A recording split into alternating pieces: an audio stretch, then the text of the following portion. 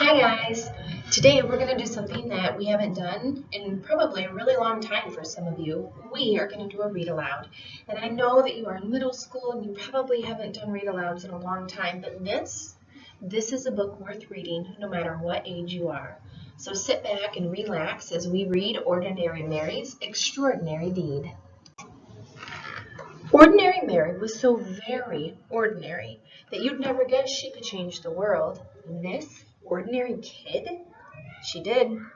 She changed the world. One ordinary day, skipping on her way from her ordinary school to her ordinary house, she passed an ordinary vacant lot filled with ordinary bushes growing ordinary berries, ordinary blue and juicy, luscious, lovely berries. Well, Ordinary Mary picked the ordinary berries and brought them in a big bowl to Miss Bishop's porch. What? Left berries in a big brown bowl on Miss Bishop's porch? That sneaky kid, she did. This made Mrs. Bishop very, very happy, so she baked a big batch of blueberry muffins, and she thought of 5 people who might have brought these beautiful berries, then secretly gave each a plate. How great! 5 people got a plate. One of those 5 was her paper boy, Billy Parker, and when Billy saw his name on the note in the driveway on a plate, he quickly parked his bike and he ate every crumb. Oh, yum, yum, yum, yum, yum, yum, yum. He ate every crumb. This made him so glad that the next 5 people got their papers on their porch and not in a bush where he often threw them. In fact, they were handed their papers right to them. One of those 5 was Mr. Stevens, who was so amazed that he smiled for 10 hours on an airplane. He couldn't believe he got his paper handed right to him. And then said to 5 different people who had heavy bags, "Here, let me help you." And he still smiled. And guess what? They did too. One of those 5 was Maria, whose cranky little boy named James stopped crying when Mr. Stevens played peekaboo with him until their ride came. When he waved goodbye, Maria exclaimed, "How strange that a stranger would be so sweet." And the next day, when she was out shopping, once, twice, 5 times, she did something nice for 5 different people. 5 times, without stopping. One of those 5 was Joseph, old and bent and gray, in front of her in line at the produce stand. When he said, "I guess I counted wrong. I don't really need these oranges," little James reached out to him with an orange from their basket, and Maria put a coin in Joseph's hand and said, "Here, take this. This orange is on us." As Joseph shuffled to the bus, his heart was full and his eyes were wet, and his hands did helpful things for the next 5 people that he met. One of those 5 was named Sarah, a college girl who was off to see the world. She stopped at Joseph's shop. When her bag broke and her things fell all over the floor, she said, "Oh no, what will I do?" And Joseph said, This is for you." And he gave her a new bag woven with his own hands in red and purple and green. "Thank you," she said. "It's the loveliest bag I've ever seen." And when Sarah left, she felt sunny as noon, and she just had to shine on 5 people soon.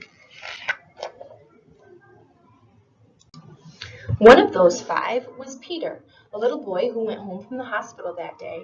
Gratitude for the big bunch of bright balloons filled him and thrilled him and spilled out of him and onto the next 5 people who came his way. One of those 5 was Eric, a teenager whose sacks were such too much. When one dropped on the sidewalk, Peter stopped his play and rushed over, saying, "Super Wheels to the rescue!" Well, Eric, no longer stressed, was very impressed and made a mental note that very afternoon he was going to help 5 people and do it soon.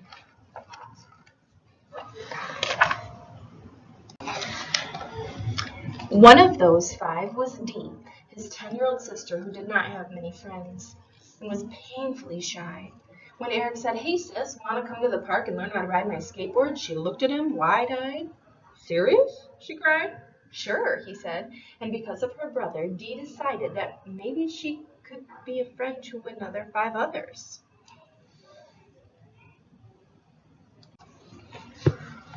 And one of those 5 was Louise, a homeless woman who lived under the trees. She could hardly believe her ears when she heard Dee say, "May my brother and I buy you a hot dog and a drink at that stand over there?"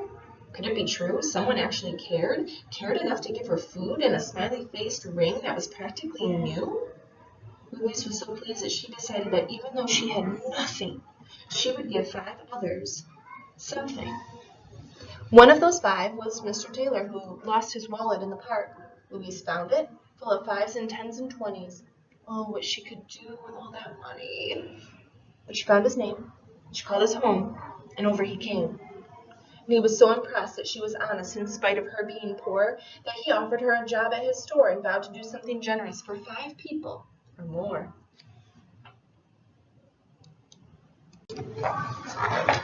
One of those 5 was Kate, a woman on vacation, who wanted to see a show she heard was just a sensation. "Oh no," she said, "it's sold out, but I'm going home tomorrow." And her face filled with sorrow. Mr. Taylor held out his ticket and said, "I live here," he said. "I can go any time. Take mine." Kate loved the show so much, and she was so touched that she thought buying 5 presents for 5 people back at home would be really fun. And one of those 5 presents was a little heart necklace for Mary, her niece. You should have seen her eyes light up in surprise. Mary? What? Ordinary Mary? Yes, ordinary Mary's extraordinary deed had come full circle, and on its way it had changed the lives of every person living. You see, when Mrs. Bishop made muffins from Mary's blueberries, not only the paper boy, Billy Parker, but the other 4 people, too, made 5 people smile, and those 5 did, too, and after a while, in only 15 days, love was sent to every person everywhere. Just see how it went. Look at how the good deeds multiplied, starting with 1 on the top and going all the way down. Well, 6 billion is even more than all the people on the planet. So after everyone had a share and everyone knew that somebody cared, there was even a lot of love left over. The world was changed, and thousands and millions and billions agreed it was all because one ordinary day, ordinary Mary did a perfectly ordinary, stunningly earth-shaking, totally extraordinary deed. I wonder what it would be like if all of us were a little more ordinary.